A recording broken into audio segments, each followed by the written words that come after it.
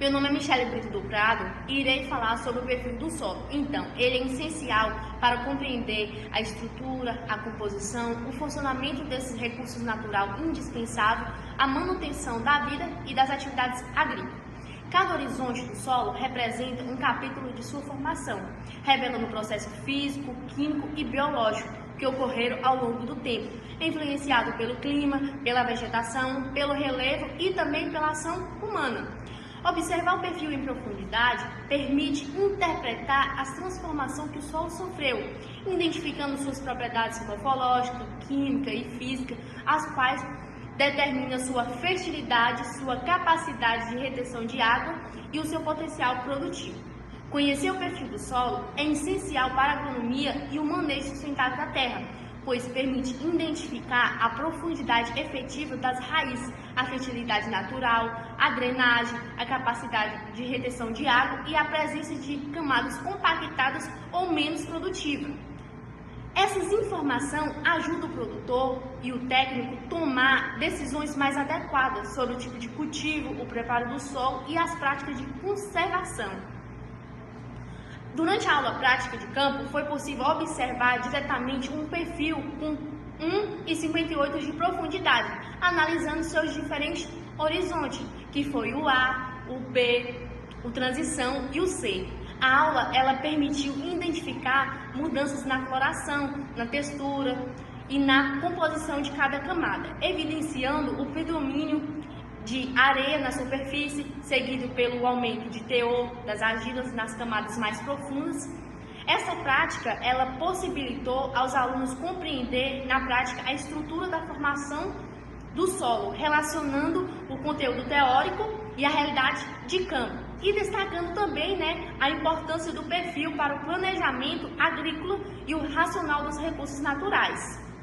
Então, eu me chamo Eric Adelmo e vou falar um pouco sobre o objetivo. Então, a realização desse experimento tem como finalidade compreender de forma detalhada a organização e as características morfológicas nos diferentes horizontes do solo, analisando os aspectos como a cor, a textura, a estrutura e a profundidade, composição e a transição entre as camadas. A proposta é compreender como cada horizonte se diferencia em função dos processos pedogenéticos, evidenciando a influência do intemperismo, da matéria orgânica, da movimentação dos minerais e da atividade biológica na formação do perfil do solo. Além disso, busca-se avaliar a proporção entre argila, silt e areia em cada camada, interpretando como essas frações afetam a fertilidade, a capacidade de retenção de água e a aeração do solo. No caso, dessa forma, o estudo contribui para uma visão mais ampla da estrutura e da funcionalidade do solo agrícola, permitindo compreender a sua importância no manejo sustentável e no desenvolvimento das culturas. Outro ponto essencial do experimento é possibilitar ao estudante a correlação entre o conhecimento teórico e a prática do campo, favorecendo aí a capacidade de reconhecer e interpretar as variações morfológicas que definem o potencial produtivo e o comportamento físico-químico do solo. Com essa análise detalhada, o experimento busca despertar a consciência sobre a importância da conservação do solo e incentivar o desenvolvimento de práticas agrícolas mais sustentáveis, que respeitem os limites naturais e garantam a manutenção da produtividade ao longo prazo. Assim, o estudo do perfil do solo não apenas amplia o entendimento técnico, mas também reforça o compromisso com a sustentabilidade ambiental e com o uso racional desse recurso vital, a agricultura e a vida no planeta. Me chamo Calão e irei abordar sobre os materiais e métodos utilizados na aula prática. Na parte da coleta, foi utilizado os seguintes materiais: o canivete, o saco plástico, uma folha de ofício, uma trena para medir a profundidade e uma picareta. Já na parte da análise, foi utilizada a água da torneira e a amostra coletada. Essa atividade prática ela teve início com a observação inicial do local, onde a trincheira já havia sido aberta, apresentando uma profundidade total de aproximadamente 1,58 m. Nesse primeiro momento, o grupo realizou uma análise visual geral da estrutura do perfil, identificando a disposição das camadas e as possíveis variações de cor e textura entre os horizontes. Em seguida, foi feita uma limpeza cuidadosamente da trincheira com o auxílio de uma picareta, a fim de remover pequenas irregularidades e destacar de forma mais nítida a coloração, os limites e as transições entre as camadas. Esse procedimento ele foi essencial para garantir uma observação mais precisa das características morfológicas do solo. Posteriormente, realizou-se a identificação dos horizontes, utilizando a carta de cores, que é a carta de Munsell, como um instrumento de referência para determinar a cor de cada camada. Durante essa etapa, também foram avaliadas outras propriedades revelantes, como a textura argilosa, arenosa ou citosa, a presença de raízes, a quantidade de matéria orgânica e a capacitação e a ocorrência de fragmentos rochosos ou pedregosidade. Após essa análise, todas as informações observadas foram cuidadosamente registradas em ficha de campo, contendo as descrições detalhadas de cada horizonte. Além disso, o perfil do solo foi fotografado sob diferentes ângulos, com o intuito de documentar visualmente as características observadas, facilitar estudos comparativos posteriormente. Esses procedimentos metodológicos permitem compreender de maneira prática a organização do solo em profundidade, além de correlacionar as informações obtidas com os conceitos teóricos estudados em sala de aula, proporcionando uma experiência de aprendizado completa e aplicada na realidade no campo. Vamos explicar sobre a parte dos resultados da aula prática. Quantos e quais horizontes foram observados no perfil? Na verdade, foram observados 4 horizontes, entre eles A, B, BC e C. O horizonte a camada superficial do solo, é rica em matéria orgânica e com intensa atividade biológica. Essa camada apresenta predomínio de areia, seguida por silt e uma pequena proporção de argila, resultando em uma textura arenosa e de boa aeração. Sua cor escura reflete o acúmulo de humus e nutrientes provenientes de decomposição de restos vegetais. Por fim, é uma camada refriável, porosa e fértil, essencial para o desenvolvimento das raízes. Já o horizonte B é uma camada superficial de acúmulo, onde ocorre a concentração de argila proveniente das camadas superiores por meio do processo de iluviação. Além disso, possui predomínio de argila, seguido por areia e pequena fração de silt, o que lhe confere textura argilosa e estrutura blocosa. Além do mais, apresenta coloração avermelhada, típica da presença de óxidos de ferro e baixa quantidade de matéria orgânica no solo. Essa camada é compacta, com boa retenção de água, porém menor aeração e penetração de raízes. Por isso, seu papel fundamental na armazenagem de nutrientes e estabilidade estrutural do solo. No terceiro perfil, no caso do nosso terceiro horizonte, é chamado de BC. É uma camada de transição entre o B e o C. Nessa camada, o predomínio é de argila, seguido por silt e pequena fração de areia. Além disso, apresenta coloração avermelhada, textura argilosa e estrutura blocosa, indicando o acúmulo de ferro e argila proveniente das camadas superiores. Essa composição confere maior coesão e retenção de água, porém reduz a aeração e a penetração das raízes. O horizonte BC é uma camada importante na ligação entre o solo desenvolvido e o material de origem. Representa um estágio intermediário de formação do perfil. No nosso último horizonte que foi observado foi o horizonte C. Essa é a camada mais profunda do perfil do solo analisado. É formada por material de origem pouco intemperizado, ou seja, sofreu pouca ou nenhuma alteração física, química ou biológica pelos agentes do intemperismo. Apresenta predomínio de argila, seguida por silt e pequena fração de areia, o que lhe confere textura argilosa e estrutura maciça.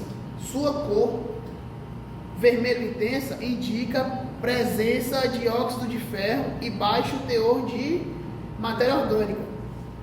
Essa é uma camada compacta, com baixa permeabilidade e mínima atividade biológica, representando o início do intemperismo da rocha matriz e servindo como base para a formação dos horizontes superiores. Bom, eu me chamo Natan e vou dar continuidade sobre a classificação dos solos. Vou falar um pouco sobre a drenagem, profundidade, morfologia de cores e sensibilidade ao tato.